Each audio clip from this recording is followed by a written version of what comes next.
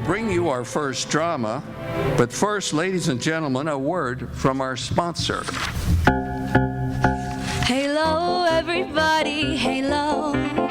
Halo is the shampoo that glorifies your hair. So halo, everybody, halo.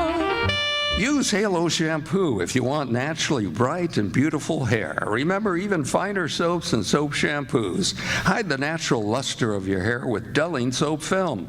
But Halo contains no soaps. The first time you use Halo, your hair glistens in all its natural beauty. The natural color and luster shines like sunshine through a clear window pane. And remember, even in the hardest water, Halo makes oceans of rich, fragrant lather. Halo quickly carries away loose dandruff and oils. Use Halo on your children's hair too. Say hello to Halo and goodbye to dulling soap film. Get Halo at any cosmetic counter. Remember, Halo glorifies your hair. So halo, everybody, halo. Halo shampoo, halo.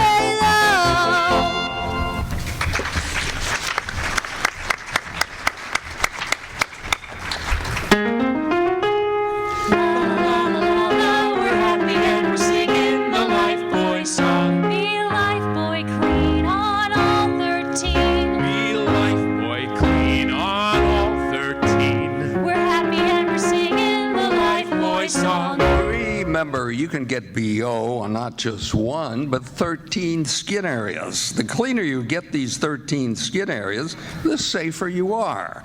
Lifebuoy Health Soap deodorizes all these 13 skin areas, stops BO before it begins, stops BO up to 48 hours. Doctors have proven that Lifebuoy, with its purifying ingredients, actually gets skin cleaner than any other leading soap. Don't trust ordinary soaps to stop BO. Use Lifebuoy every day. Be a Lifebuoy clean on all 13. Be a Lifebuoy clean on all 13. We're happy and we're singing the Lifebuoy song.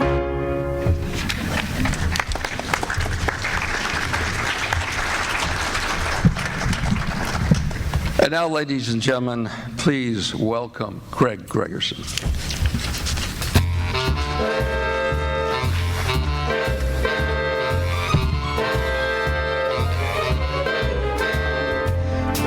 Fingers in my hair, that sly come hither stare, that strips my conscience bare, it's witchcraft. And I've got no defense for it, the heat is too intense for it. What good would common sense for it do?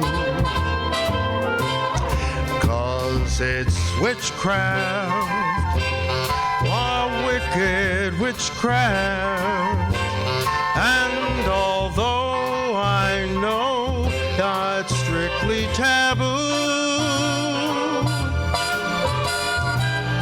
when you arouse the need in me, my heart says yes indeed to me. Proceed with what you're leading me to. It's such an ancient pitch, but one I wouldn't switch, 'cause there's no nicer witch than you.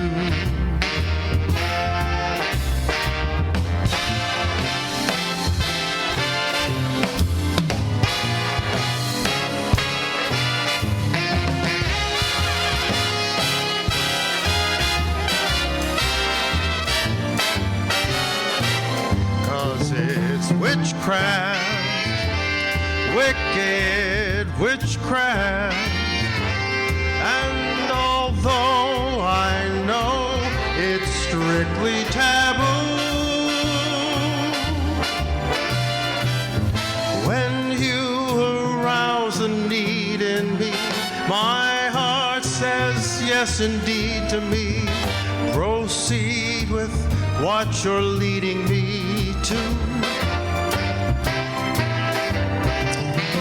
It's such an ancient pitch, but one I wouldn't switch, 'cause there's no nicer witch than you. Witchcraft.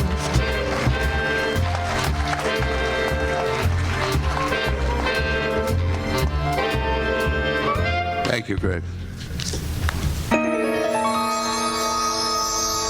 Tired of the everyday routine? Ever dream of a life of romantic adventure? Want to get away from it all? We offer you Escape.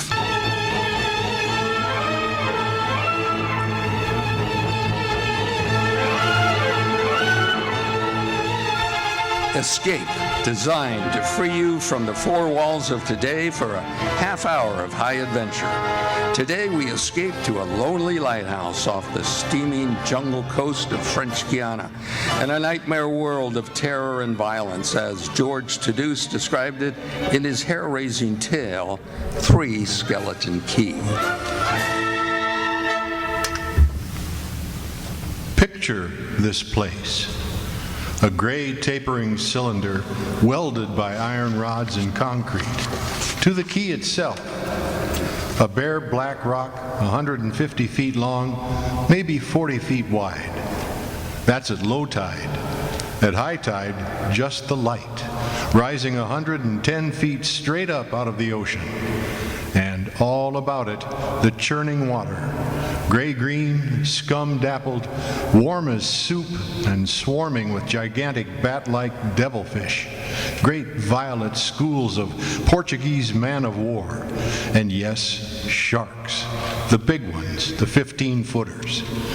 And as if this wasn't enough, there was a hot, dank, rotten-smelling wind that came at us day and night off the jungle swamps of the mainland. A wind that smelled like death. Set in the base of the light was a watertight bronze door. And in you went. And up. Yes, up and round, past the tanks of oil and the coils of rope, cases of wicks, racks of lanterns, sacks of spuds, and cartons and cans, and up and up and up, round and round. Over the light storeroom was the food storeroom, and over the food storeroom was the bunk room, where the three of us slept. And over the bunk room was the living and cooking room, and over the living and cooking room was the light. She was a beauty, balanced like a ballerina on the glistening steel axle of her rotary mechanism.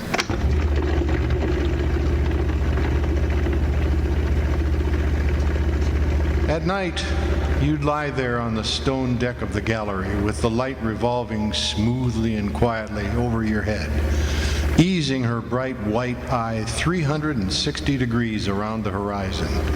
You'd lie there watching to see that the feeders kept working, that everything ran right. It wouldn't be bad. The other two fellows snoring in their sacks 2 levels down. You'd smoke your pipe to kill the stink of the wind, and it wouldn't be bad. About those other two, Louis and Auguste. What a pair. Louis, he was headman, was a big fellow from the Basque country. Black beard, little hard black eyes, and a pair of arms that, I tell you, those arms were as big around as my legs. Yes, headman he was, and what word he let go was law. Silent fellow, and although I spent my first 2 weeks trying to strike up a real conversation, the most I could ever get out of him was, John, I took up this profession because I don't like people. They talk too much. It's quiet work, like tending. Let's keep it that way. You're getting to be as bad as Auguste. I thought maybe for once they'd send me somebody who could keep his mouth shut. That was Louis. And when he accused me of becoming like Auguste, I quieted down, because Auguste was the talkingest man I'd ever met. The talkingest and the ugliest. He was hunchbacked, stood 4 feet high, had red hair and big blue eyes. It seems he'd been an actor in Paris. Yes, played in over 200 different productions, dear boy, at the Grand Guignol. Oh, but it was monstrous, horrible, the way we used to scare the audience. I was hated. Yes, they used to throw things and hiss and bare their teeth at me. Finally, it got too bad. I couldn't stand it any longer. I gave up theater. My nerves, you understand. Yes, gave it up completely. I really did. I couldn't stand it any longer. It all started one morning at 2:30.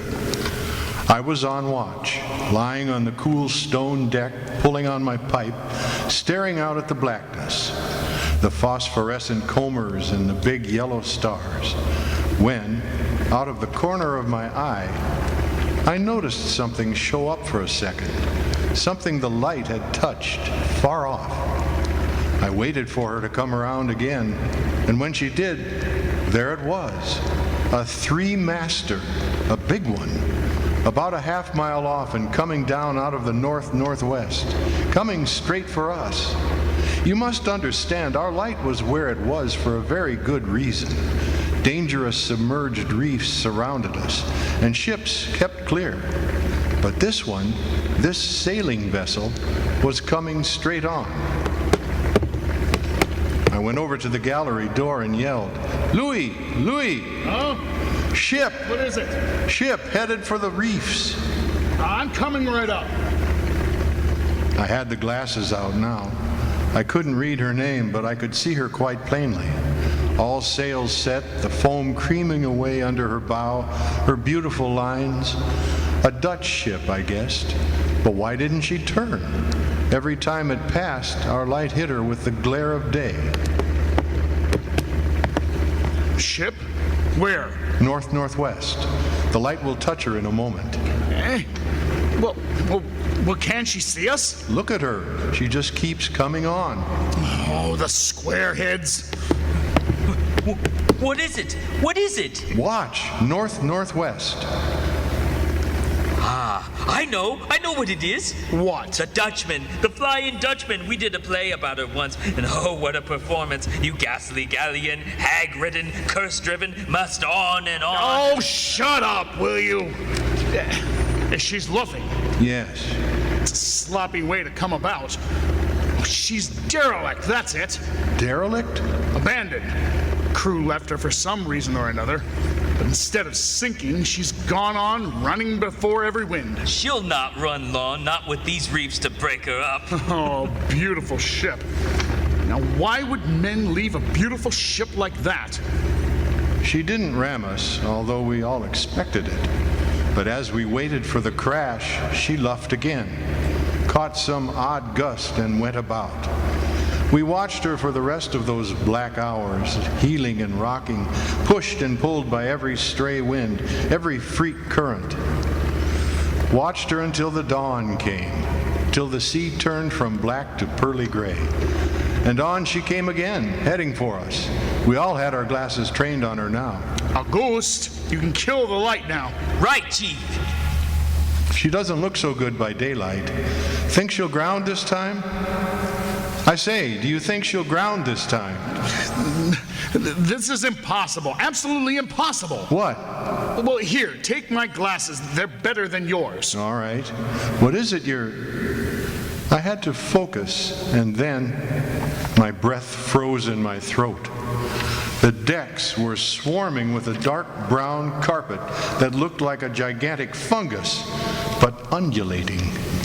And on the masts and yards, the guys and all were hundreds, no, thousands, no, I don't know, an inestimable number of tremendous rats. You see them? Yes, I see them. Oh, now we know why she's derelict. Yes, now we know. What are you two doing? Here, give me a look. Oh, yes. Give him the glasses. Take a good look, Chatterbox. Give you something to talk about. She's still heading for us. Yes. If she's going to turn, she'd better turn soon. Suppose she doesn't. You mean suppose she piles up on the quay? Well, it's low tide. Yes, it is. Well, where's all the conversation, Auguste, huh? Here, you want the glasses again? You want another look? No. She's still coming on. Go away. Oh, turn, will ya? Turn, I say. I pray you turn.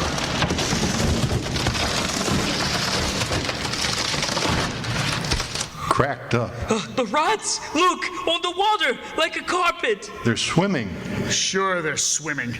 Those are ship's rats. But they're swimming for the rocks. The door below, it's open. Well, come on! And down we went, racing down the stone stairs, taking them 3 and 4 at a time. Scared? You bet we were scared. Auguste, you get the windows. Maybe they can climb. We don't know. Right, Chief, but hurry! Oh, look. You see them? No. Oh, yes, I do. Up at the other end of the rock. Oh, look at them. Millions. Oh, and they smell us. Here they come. Well, close the door. I can't. It's stuck. Here, let me. Made it. Holy, that was close. Look, one got in. Look, there. Well, get him. Watch it. Kick him. Get it. Oh, what a brute. He was as big as a tomcat, bigger, and his eyes were wild and red, his teeth long and sharp and yellow. He went for us, starving, ravenous, and we fought him. Fought that one rat all over the room. It was, oh, believe me, I don't exaggerate. It was like fighting a panther. Ha! I got him. We better get aloft. Yeah. As we ran up the winding staircase, we passed the tiny windows of the various levels, and at every one was a thick, wriggling, screaming curtain of brown fur. I was ahead of Louis, and I dreaded each successive level. Suppose they had found a way in. Oh, look at them. Oh, will you look at them? It's a nightmare. Will you look at them? The air of the gallery was thick and fetid with the stink of them. The light was dim, brown, filtered through the crawling mass that swarmed over the glass. All about us. We couldn't see the sky. Nothing but them. Their red eyes, their claws, their wriggling hairy snouts, and their teeth. The rats. They screamed and howled and threw themselves against the glass. They were starving, and we three, we stood very quietly. Oh, very, very quietly in the center of the glass room, under our beautiful light, and we waited. What can we do? What can we do, Chief? Take it easy, take it easy. I can't. I just can't. It won't do any good to stand here and shake. That's right. Oh, go away, do you hear me? Go away this instant. They won't go away. Not until... Finish it, Chief. Not until what?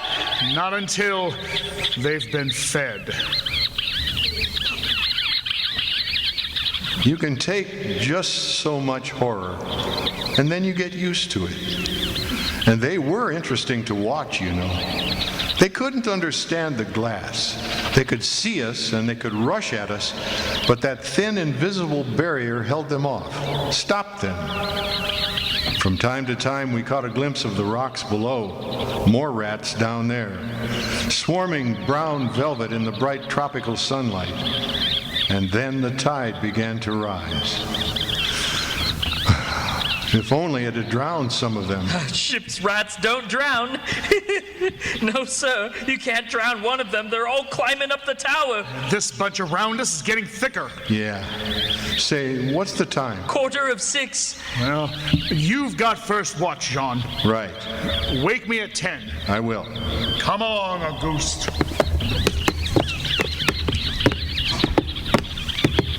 It was getting dark. One side of the room was lit a soft filtered red. Sunset through the rats. Oh, very pretty. I set the wicks, checked my fuel, and then lit the lamp. It caught them.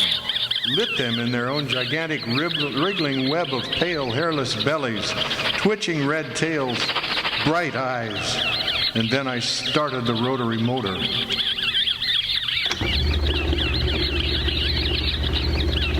The light drove them mad. As she swung slowly and smoothly about, she blinded them in the fierce, stabbing bar of light, moving continually about, ever turning, ever touching, ever moving around and around. And they, twitching and shuddering eyes flaming when they were struck by the light, the bright light moving. And behind, on the dark side of the room, so close I dared not turn my back. But you can't help turning your back when you're in a room made of glass. On the dark side of the room, you couldn't see them, but only their eyes. Thousands of points of blank red light, blinking and twinkling like the stars of hell. And when I came up into the gallery early the next morning, there stood Auguste, his back to me. He was bowing to the rats, waving his arms and making a speech. Dear audience, I am going to play once again that magnificent role which made me the toast of the Paris Theater, Prelate, the evil genius of the medieval underworld. I am he who did guide the dark soul of De Rochelle into the nether parts. Do not be frightened, little children. I will not hurt you much. He kept turning. I stood staring at him, horror-struck. But he didn't notice me. The man had gone mad. He kept turning, telling his stories to all the rats, leaving no one out. Auguste! Auguste! Ah, another one, a latecomer. Take a seat on the aisle, dear patron. Auguste, stop it! Stop the it! blood-stained monster was my partner in iniquity. Together we disemboweled over 400 children, leaving their warm blood spattered. But he didn't stop. He went on, bowing and scraping to the rats, his big blue eyes rolling and winking, his wild red hair waving about him. I grabbed him by the arms and slapped his face. He looked at me like a child, and then his face screwed up. He looked as though he were about to cry. Go below. Go on. Oh, well, very well then. Later, my dear audience, later. Matinee today. Sure, he was crazy. But I guess we all were. A few hours later, he came back up and caught Louis and me teasing the rats. Yes, sounds horrible? It was fun. We would get right up against the glass and make faces at them. It drove them crazy. They would scratch away trying to get at our eyes. Louis was even cuter about it. He'd pull a piece of bread out of his pocket and press it against the glass. The rats would scramble into a solid ball, biting each other, clustering like grapes. From time to time, a whole knot of them would slip and fall the 110 feet to the surf. Look at the sharks. They're eating them. Those sharks are our friends. Ah! Here, I'll get another bunch together. Here, my beauties. Ah, that's it. Pile up. Kill each other, eh? There they go. Auguste joined in too. Very ingenious, Auguste. He learned that if he spread-eagled himself against the glass, they'd bunch and bundle against his figure. Then he'd leap back. Look, my portrait in rats! It went on all day. And then I was lying in bed. It was about midnight. I was very tired, and I was just beginning to fall off to sleep when I became conscious of a new sound. Couldn't figure it out at first. I got up, lit the lamp, and went to the window. Even as I looked out, I saw one of the panes begin to sag in. They had eaten the wood away. Louis, come, quick! What? What is it? They've found a way in. I held the glass with my hand. Now they were all going crazy, and assured of the success of this maneuver, were all nibbling away at the wood. Louis ran below and then returned with a large sheet of tin. We spread it against the window and hammered it into place. Even as we did so, we felt the heavy bodies thudding against the other side as the window gave way. There. Well, that ought to hold, because if it doesn't, we're done for. Rats can't eat tin. No, they can't. What was that? I don't know. It came from below. The storeroom window. Oh, they're in. They're swarming up the stairs. Drop the trap. Right. 2 of them got in. Let's go after them. We didn't have to go after them. They came at us. I leaped to one side and grabbed a marlin spike, swung and smashed one in midair. I whirled to see Louis with the other. It had ripped his hand open and the blood was pouring out.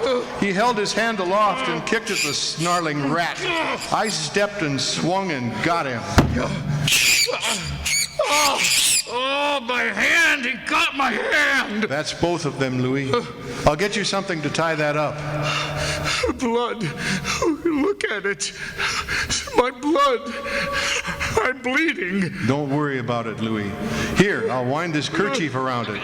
It'll be okay. Oh, blood. There, that's not bad. Just the flesh. And then I became conscious of a new sound. They were gnawing their way through the wooden trapdoor. I watched the wood, fascinated, and even as I did, it began to give way, and a bristling, whiskery nose showed through. Louis, we've got to go up. The next level was the living quarters and kitchen. I slammed the trapdoor. But it too was wood. Oh, my blood. Good. Oh, what are we going to do? I don't know. They'll be through this one in a minute. The gallery. The trapdoor in the gallery is metal. Good. Come on. We made it. We lay across the trapdoor exhausted, while below us the rats took over the entire tower. I could hear them howling and fighting over our food supply, our water, our leather. And all about us the others screamed and glared in at us, swayed in a tangled mass, hypnotized by the ever-turning light. By morning, the air in the little room was horrible. Until now, we'd been getting air from the tower below. Now that was sealed off, and so was all our food and water. We lay exhausted, panting, waiting, and the hours crawled on. I was almost dozing from fatigue when I saw a sight that brought me to fast. Would you like to come in, my beauties? Would you? I hold powers of life and death, and I can let you in, you know. Auguste was standing by the glass, and in one hand he held a big wrench. He was tapping the glass gently, not quite hard enough to break it. I eased myself to my feet, and slowly... Yes, all I have to do is tap just a little harder. I grabbed him and threw him to the floor. I found a coil of wire in the toolkit and I trussed him up, fastened him to a stanchion in the center of the room. Louis was of no help. He lay on his side looking at his bloody hand, weak and sick as a baby. So there I was, a lunatic and a coward for company. And all about, watching our little drama, the rats. The day dragged by. The supply boat wasn't due for another 12 days. I don't know what they could have done if they had come. And we had only one way of summoning them. That was to shoot off distress rockets. But the rockets were 4 floors below. And even if they'd been right there in the gallery, I couldn't have opened a window to fire them. That night, I tended the light, but its flame was devouring our oxygen. The following day, we lay thirst-tormented, starving, waiting. And the following night, I again tended the light, but the small supply of spare wicks we kept in the gallery had become exhausted. And quite suddenly, at about midnight, the light went out.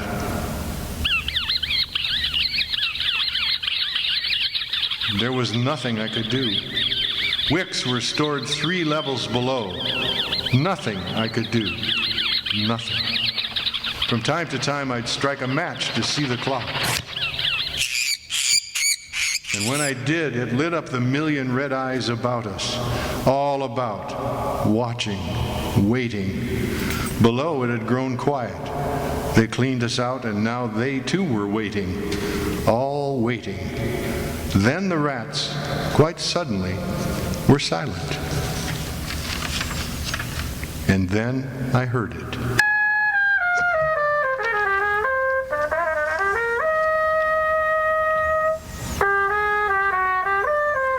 And then I saw the sky and the stars.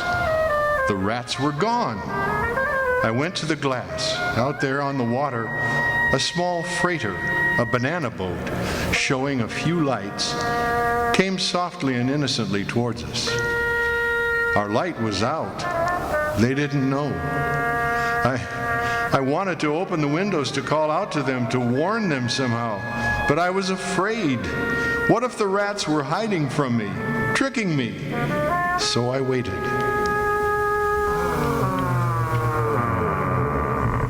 She grounded very softly on a reef not 200 yards from the quay. Grounded so gently that the man playing the cornet, was he a passenger? A crewman off watch? Didn't even stop playing. They tried washing her back off. Could have told them to save their fuel. The tide was rising. It would have floated her free. And I waited. Oh. That's all. That's the story. The sun came up and there wasn't a rat on the whole quay. Every last one of that terrible army had left us, gone back to sea on their new ship. Auguste, insane asylum. He never recovered. And Louis, they took him into Cayenne where he died of blood poisoning from his bite. Yes, that's the whole of it. And if you'll excuse me now, I must go set my traps. No, mouse traps. No rats in this lighthouse, I should say not. Life in the lights isn't bad, but sometimes when I see a strange vessel approaching, I get a little nervous. Sure. Somewhere on the seas, there's a little banana boat without a crew. That is, without a human crew.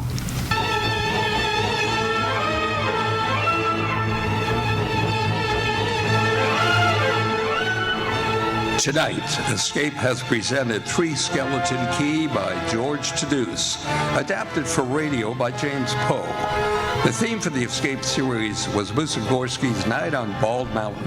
Featured in the cast were Eddie Dunn as Jean, John Krager as Louis, and Chad Gall as Auguste. Foley sound effects were performed by Josh Gall. I'm your announcer and director for today's performance, Ralph Swain. You've been a great audience. Thank you for listening.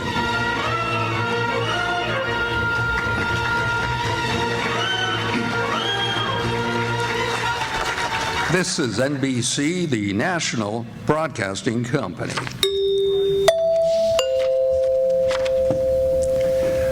And now a word from our sponsors.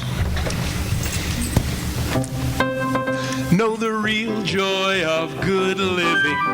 Move up to quality, move up to Schlitz. Know the real joy of good living. Move up to quality, move up to Schlitz. Refreshing Schlitz, the world's best-selling beer at any price you pay.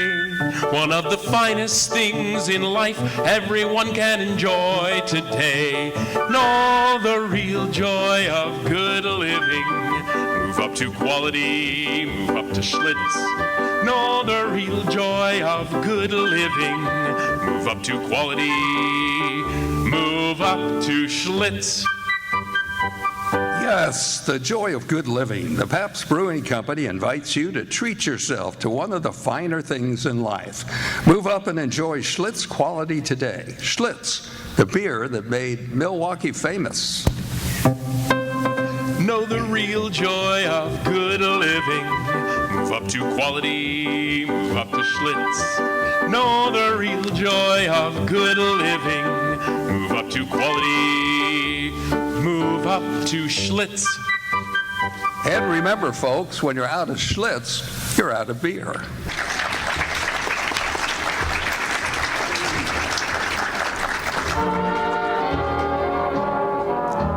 Three independent research organizations made a survey of doctors' cigarette habits. More than 113,000 doctors were asked, "What brand of cigarette do you smoke, doctor?" The brand named most was Camels. The makers of Camel cigarettes send free Camels to servicemen's hospitals from coast to coast.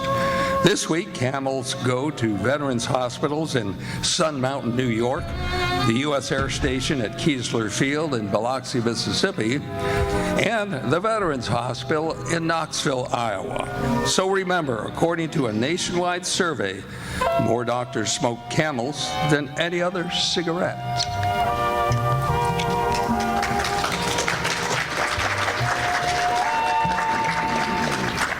Is your child suffering from the embarrassment and bullying by fellow classmates in school due to uncontrolled flatulence?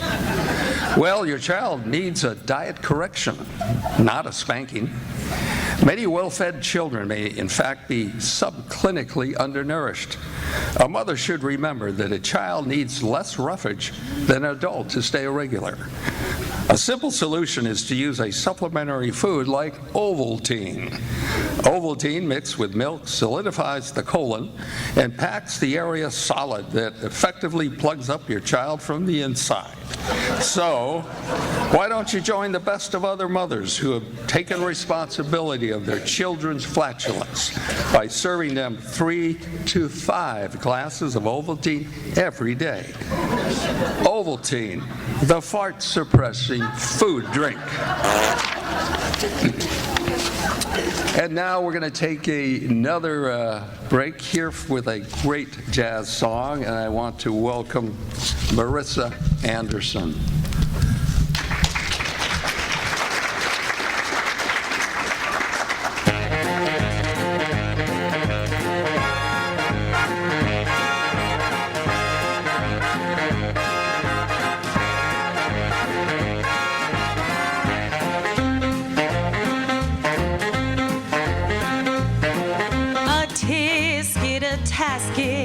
A brown and yellow basket.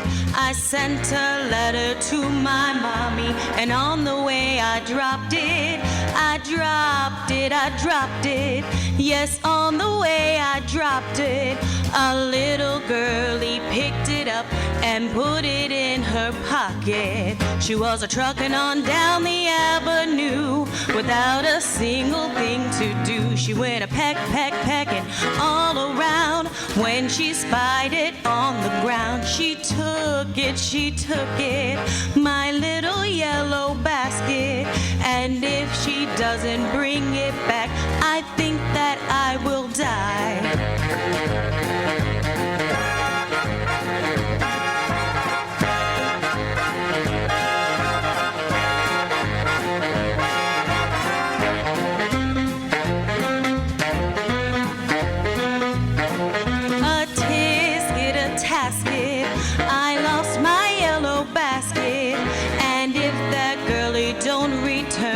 I don't know what I'll do. Oh dear, I wonder where that basket could be. So do we, so do we, so do we, so do we, so do we. Oh gee, I wish that little girl I could see. So do we, so do we, so do we, so do we, so do we.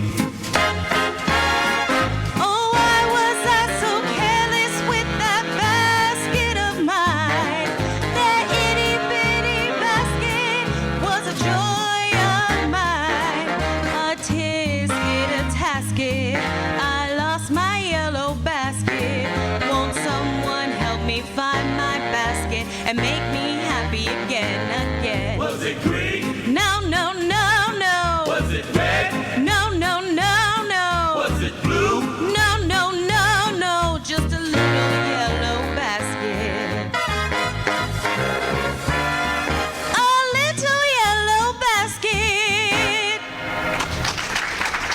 Marissa Anderson.